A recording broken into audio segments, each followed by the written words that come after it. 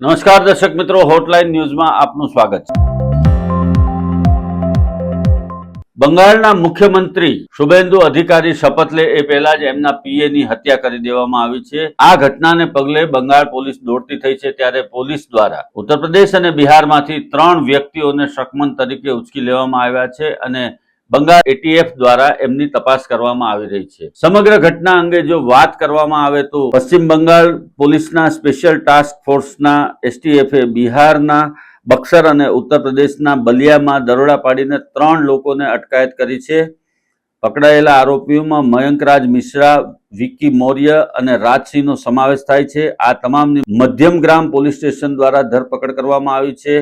હાલમાં સીઆઈડી અને પોલીસની ટીમ આ લોકોની પૂછપરછ કરી રહી છે અને હત્યા પાછળનો મુખ્ય હેતુ શું છે અને એની સાથે કોણ સંડોવાયેલા હતા એની પણ તપાસ કરવામાં આવી રહી છે। તપાસ અધિકારીઓને આ આરોપી સુધી પહોંચવામાં ટેકનોલોજીએ મોટી મદદ કરી છે।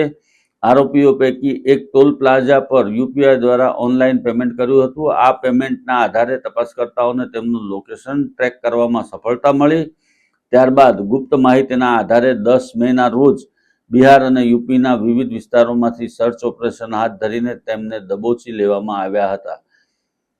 6 મેની રાત્રે કલકત્તાના ઉત્તરીય પરા વિસ્તારમાં આવેલા મધ્યમ ગ્રામના ડોલતલા ખાતે આ હત્યાને અંજામ આપવામાં આવ્યો હતો।